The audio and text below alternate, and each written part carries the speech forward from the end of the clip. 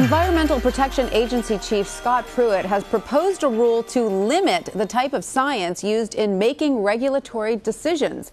The rule would limit access to private scientific studies. Now, this could hinder the agency's ability to craft regulation around issues such as public health and pollution. CBS News White House reporter Jacqueline Alemany joins us now. Jackie, start off by telling us more about what Pruitt says this new rule hopes to accomplish and why some are criticizing it. So EPA Administrator Scott Pruitt, who outside of his own ethical entanglements has made a name for himself by relaxing and rolling back Obama-era rules, announced on Tuesday a push to strengthen transparency in regulatory science. Funny enough, this event was closed to the press. But the rule states that the EPA can no longer use non-public confidential data and research in order to craft regulation around public health regulations and pollution.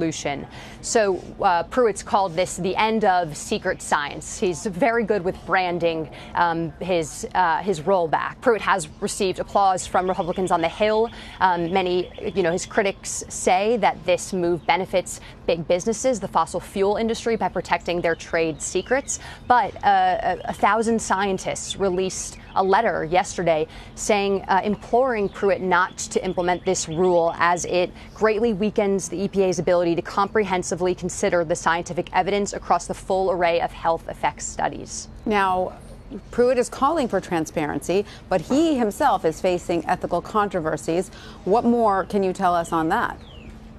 Yeah, this is a bit ironic, this move, for a number of reasons, outside, again, of Pruitt's own ethical issues at the moment, but also because Pruitt has made a string of decisions at the EPA that he claims are, gunning for transparency. And his critics say that that's just not the case. In November of 2017, Pruitt announced a rule that scientists who receive funding for research, who receive grants from the EPA, are not allowed to serve on the EPA's Science Advisory Board, which weigh in on premier scientists from around the country take part in the EPA's science advisory boards in order to make better regulatory decisions. And he claimed that this was a conflict of interest. But when we asked Pruitt during a smaller meeting with reporters, how Pruitt had the evidence to prove that this would prevent conflicts of interest, Pruitt just simply replied that they weren't looking backwards and they didn't necessarily have data to back up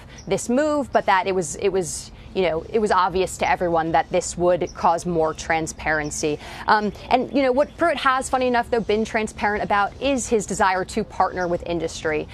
In an interview with Major Garrett earlier in January, Pruitt said that a partnership with industry is necessary. Mm-hmm. He said that the paradigm that we have to choose industry over the environment or the environment over industry is the old way of thinking. Yes, but he has been very clear about which industry he seems to champion, the fossil fuel industry, which a lot of his critics say it's a little bit like putting the fox in charge of the chicken house. There seems to be a little bit of an inherent conflict right in that relationship. But Jackie, thank you so much for your insight. Thank you.